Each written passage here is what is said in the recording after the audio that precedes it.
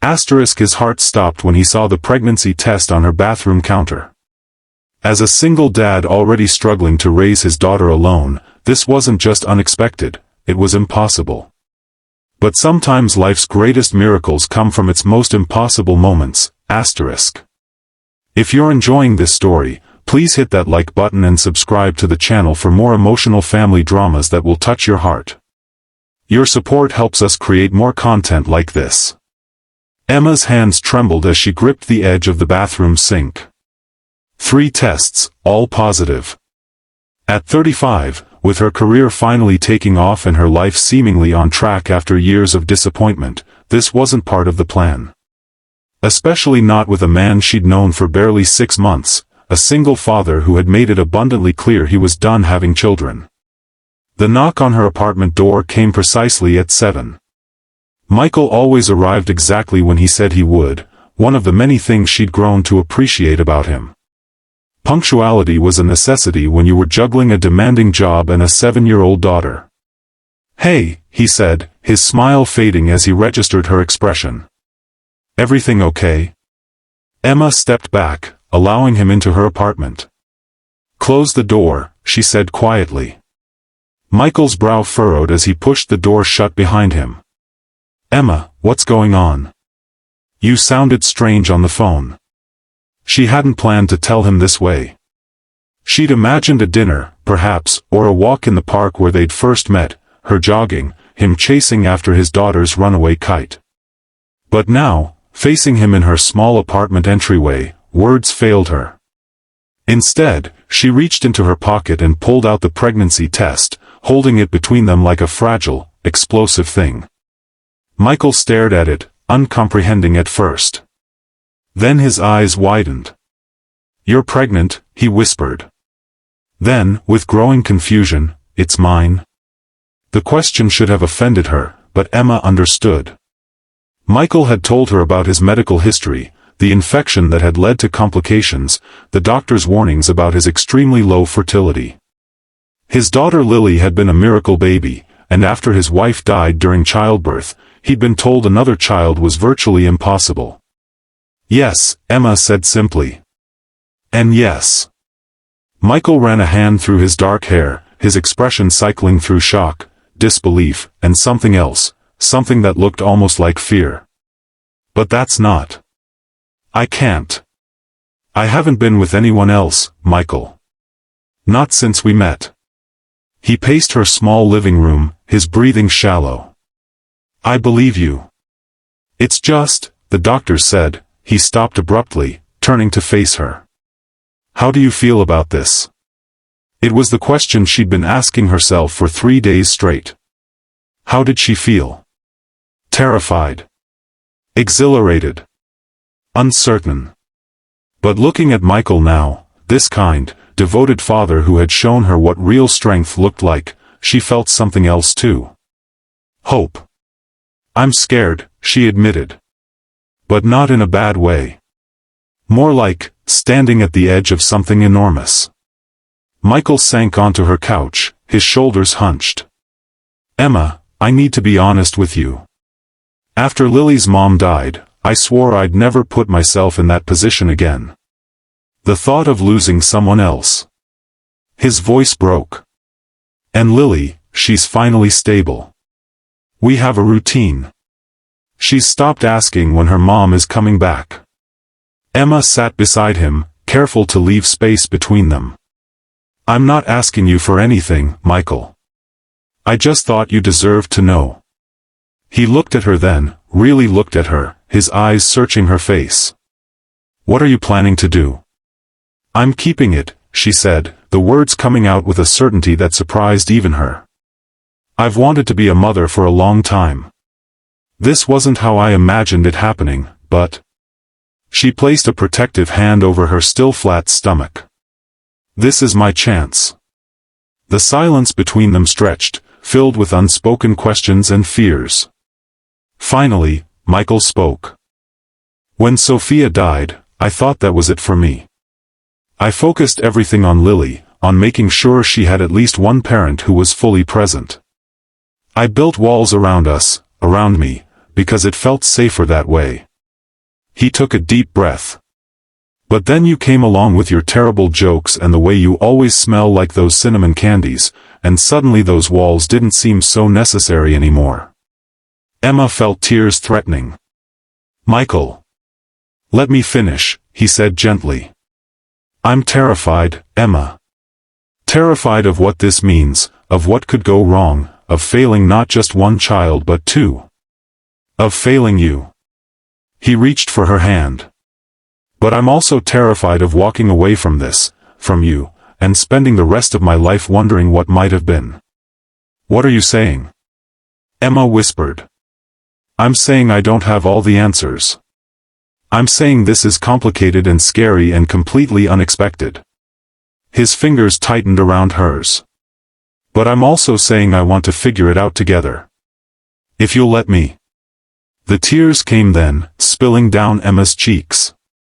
I'd like that, she managed.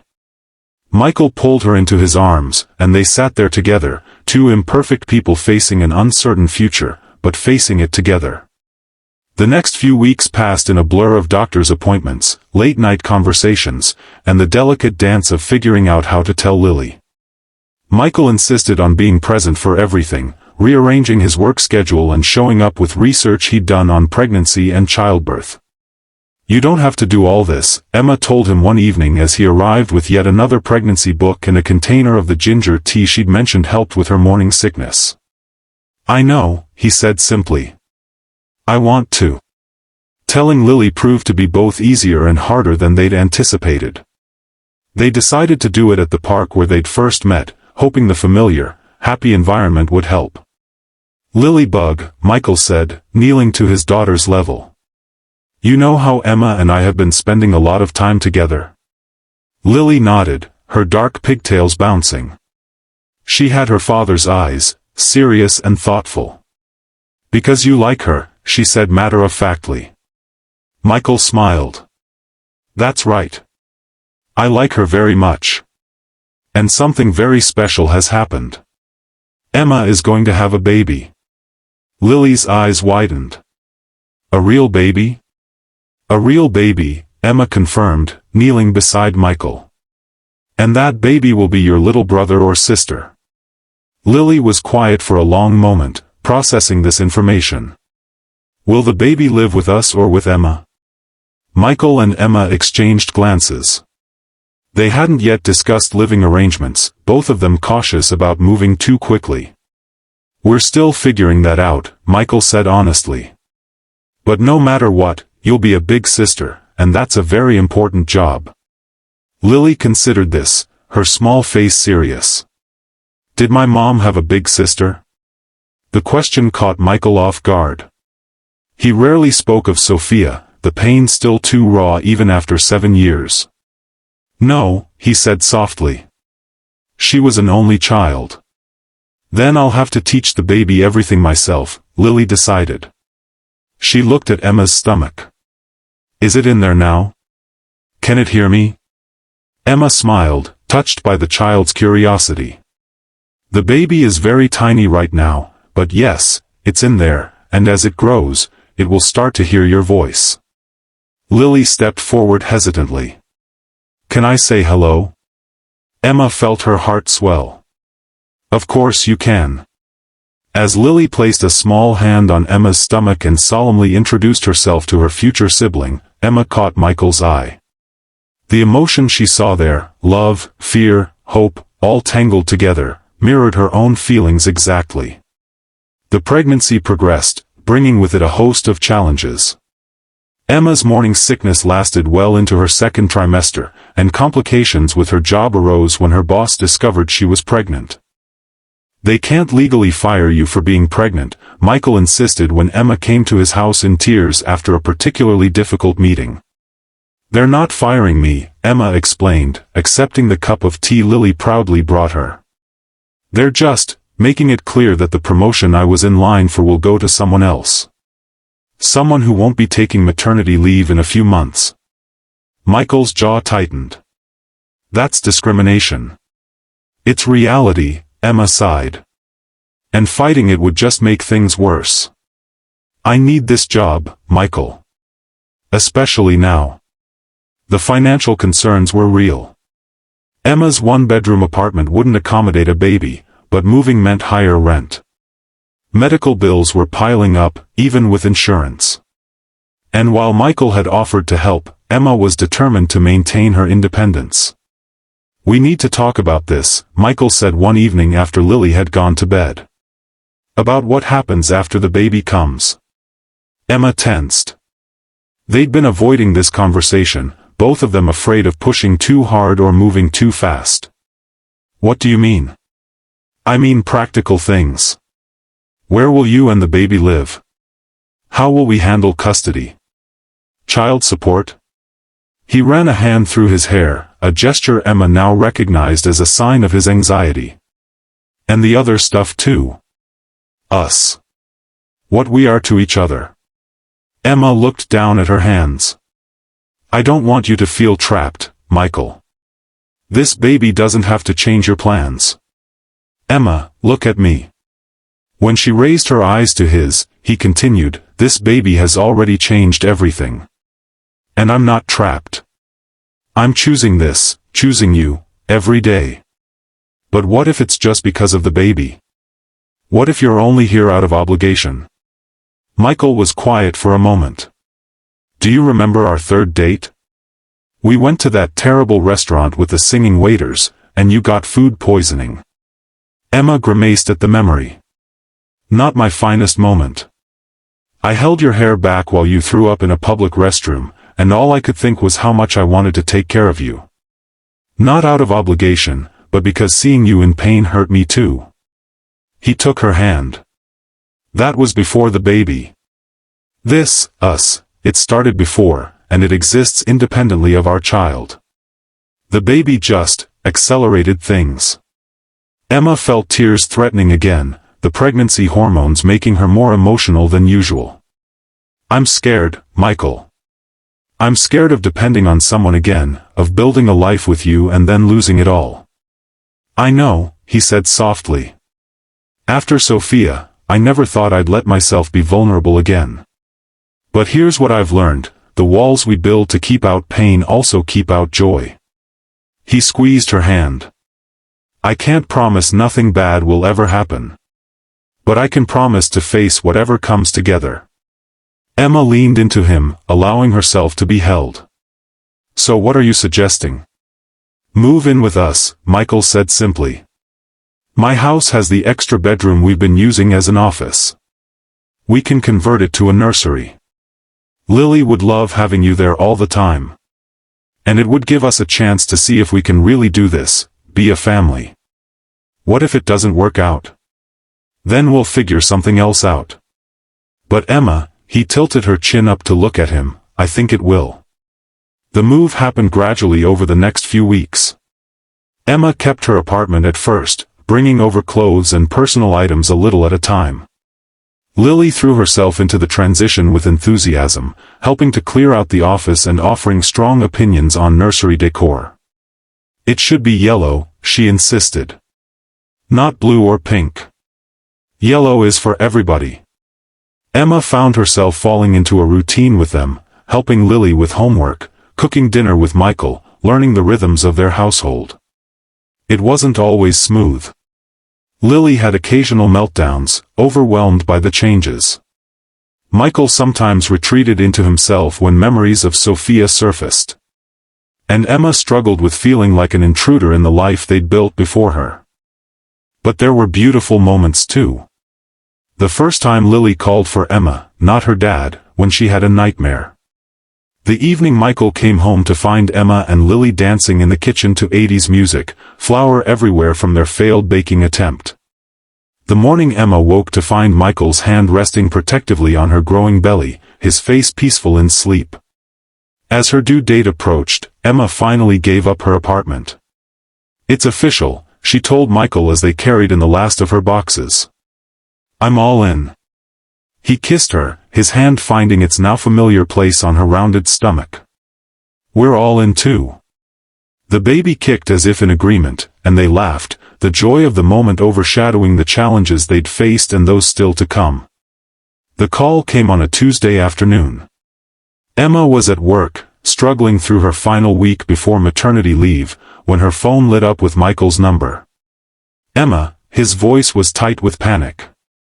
"It's Lily. There's been an accident at school." The next hours passed in a blur, the rush to the hospital, the sight of Lily's small form in the emergency room bed, the doctor's explanation of the fall from the playground equipment and the resulting concussion. "She'll be okay," the doctor assured them. "But we'd like to keep her overnight for observation." Michael hadn't left Lily's side, his face pale with fear. Emma managed the paperwork, the calls to family, the practical details that Michael was too shaken to handle. When Lily finally fell asleep, medication easing her pain, Emma pulled a chair beside Michael's. "You should go home," he said, his voice hoarse. "Get some rest. This can't be good for the baby." Emma shook her head. "We're staying right here with you." Michael looked at her then, really looked at her, as if seeing something new. "When the school called, all I could think was, I need Emma. Not just because I was scared, but because I knew you'd know what to do. You always do." Emma took his hand. "That's what partners are for." "Partners," he repeated. Then, with a sudden decisiveness, "Marry me." Emma blinked, certain she'd misheard. "What?" "Marry me," Michael said again. "Not because of the baby, or because it's practical, but because I love you. Because today showed me that you're already my family, you and Lily and this baby. I want to make it official." "Michael, you're exhausted and scared. This isn't the time." "It's exactly the time," he interrupted. "Life is short and unpredictable. Today reminded me of that. I don't want to waste another day not being your husband." Emma felt tears spill down her cheeks.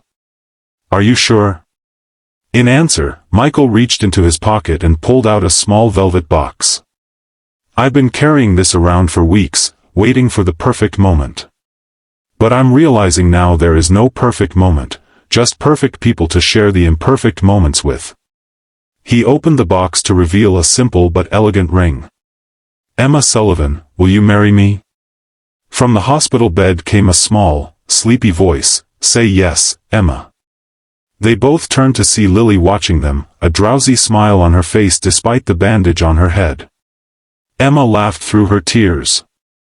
"Well, I can't argue with both of you." She looked back at Michael, at this man who had come into her life so unexpectedly and changed everything. "Yes.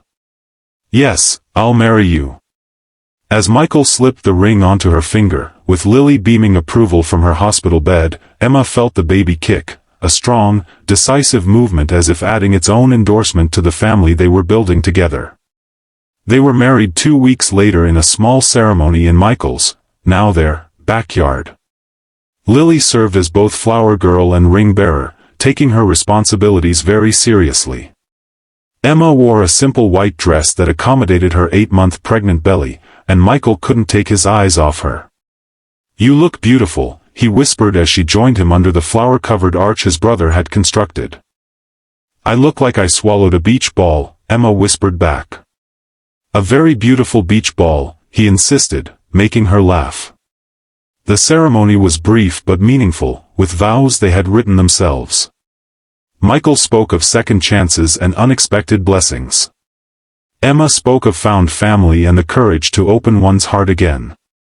And Lily, in an unplanned addition, stepped forward to make her own solemn promise. "I will be the best big sister and the best daughter to both of you," she declared, her voice carrying clearly across the small gathering. "And I will always, always remember to knock before opening bathroom doors." The laughter that followed broke any remaining tension, and as they were pronounced husband and wife, Emma felt a sense of rightness settle over her. This wasn't the life she had planned, but it was infinitely better than anything she could have imagined. The baby came 2 weeks early, announcing its arrival with contractions that woke Emma at 3 in the morning. "Michael," she gasped, shaking him awake. "It's time." What followed was both exactly as they had prepared. Michael sprang into action with a calm efficiency that belied his inner panic. The hospital bag was already packed, the route planned, the neighbor on standby to watch Lily. Everything was in place, just as they'd rehearsed. "Daddy?" Lily appeared in the doorway, rubbing sleep from her eyes. "Is the baby coming?" "Yes, sweetheart," Michael said, helping Emma sit up. "Remember our plan? Mrs. Rodriguez is coming over to stay with you, and when you wake up in the morning, you might have a new brother or sister." Lily nodded solemnly. "I'll get my special big sister backpack."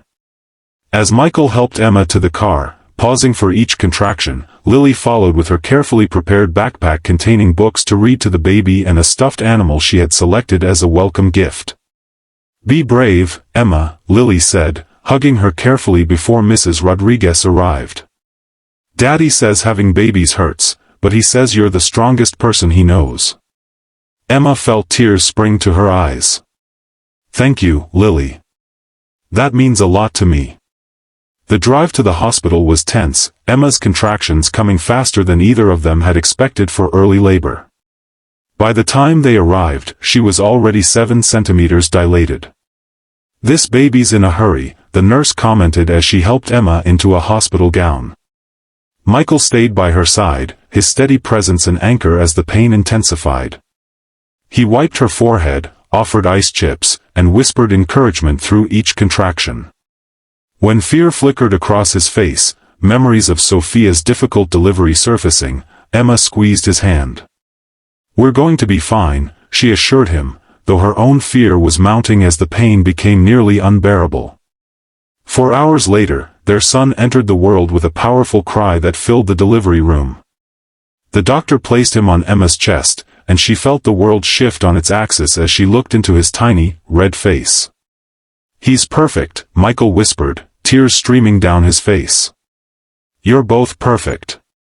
They named him James, after Emma's father who had passed away when she was in college. James Michael Parker, a new life connecting their past and future. When Lily came to the hospital later that day, her eyes widened at the sight of her baby brother. "He's so small," she whispered, approaching the hospital bed cautiously. "Would you like to hold him?" Emma asked. Lily nodded, and Michael helped position her in a chair, showing her how to support the baby's head. As James settled into his sister's careful embrace, Lily looked up with an expression of wonder. "I think he likes me," she said. "Of course he does," Michael assured her. "You're his big sister. You're one of the most important people in his life."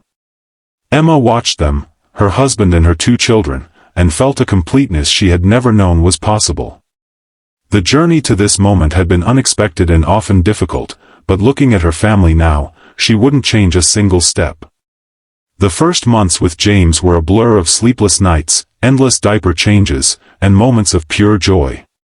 Emma and Michael took turns with night feedings, both of them stumbling through their days exhausted but happy. Lily appointed herself official baby entertainer, singing made-up songs and creating elaborate stories featuring James as the hero. "You're a natural at this," Michael told Emma one evening as she rocked James to sleep. "I don't feel natural," Emma admitted. "Half the time I have no idea what I'm doing." "That's parenthood," Michael said with a laugh. 7 years in, and I still feel that way with Lily sometimes. As James grew, so did their confidence as a family. They developed new routines, found their rhythm, and learned to navigate the challenges that came with balancing 2 children at different stages. There were difficult moments, Lily's occasional jealousy, Emma's struggle to balance motherhood and her career when she returned to work, Michael's lingering fears about something happening to Emma or the children. But there were beautiful moments too. James's first smile, directed at Lily as she made silly faces at him. The evening they all fell asleep together on the living room floor, surrounded by building blocks and children's books. The Saturday morning Michael found Emma teaching Lily how to make her grandmother's pancake recipe, James watching from his high chair, banging a spoon in delight. On James's first birthday, as they gathered in the backyard with friends and family to celebrate, Emma found herself thinking about how much had changed in just 2 years. From that moment in her bathroom staring at a positive pregnancy test to now, surrounded by love, part of a family she had helped create. Michael found her lost in thought and slipped an arm around her waist. "Penny, for your thoughts?" "I was just thinking about that day I showed you the pregnancy test," Emma said. "When you asked if it was yours, and I told you to close the door." Michael smiled at the memory. "I was terrified." "So was I," Emma admitted. "I had no idea what would happen next. And now look at us." He gestured to their yard filled with people celebrating their son, to Lily helping James unwrap a gift, to the home they had built together. "Not bad for two scared people, huh?" Emma leaned into him, watching their children. "Not bad at all." 5 years later, Emma stood in the doorway of James's bedroom, watching as Michael read a bedtime story to both children. Lily, now 12, insisted she was too old for bedtime stories, but still found her way into her brother's room most nights, curling up at the foot of his bed to listen. "One more chapter, Dad," James pleaded as Michael closed the book. "Tomorrow," Michael promised. "It's already past your bedtime." "Mom?" James tried, spotting Emma in the doorway. She shook her head, smiling. "Nice try, buddy. Dad's right." After goodnight kisses and one more trip to the bathroom for James, Emma and Michael retreated to the living room, collapsing onto the couch with twin sighs of exhaustion. "I got the email from the adoption agency today," Emma said, reaching for Michael's hand. "Our application passed the first review." Michael's face lit up. "That's fantastic news."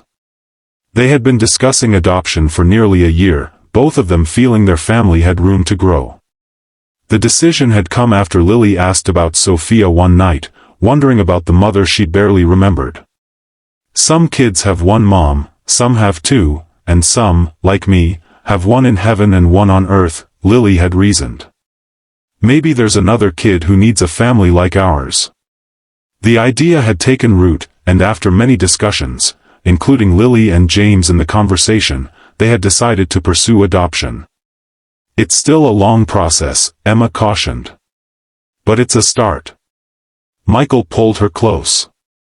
"Remember when you told me you were pregnant with James? How scared we both were." Emma nodded. "And look at us now, voluntarily signing up for more chaos." "The best kind of chaos," Michael said, kissing her temple. As they sat together, talking about their day and their plans for the future, Emma thought about the unexpected path that had led them here. A chance meeting in a park, a surprising pregnancy, and the courage to open their hearts to possibility. Life rarely went according to plan, she had learned. Sometimes it threw impossible challenges in your path. Sometimes it presented you with unexpected miracles. The beauty was in embracing both, the challenges and the miracles, and finding your way forward together. Outside, the stars shone brightly over their home, where two children slept peacefully and two adults dreamed of expanding their family even further. Inside these walls was a story still being written, a family forged not just by blood but by choice, by love, and by the daily decision to face life's uncertainties together. It had all started with a pregnancy test, a shocked question, and 4 simple words: close the door. What had followed was a journey neither of them could have predicted, but one that had led them exactly where they were meant to be. Asterisk: if this story touched your heart, please don't forget to like this video and subscribe to our channel. Your support means everything to us and helps us continue sharing stories of love, family, and the beautiful chaos of life. Leave a comment below about your own unexpected family journeys. We'd love to hear from you. Asterisk.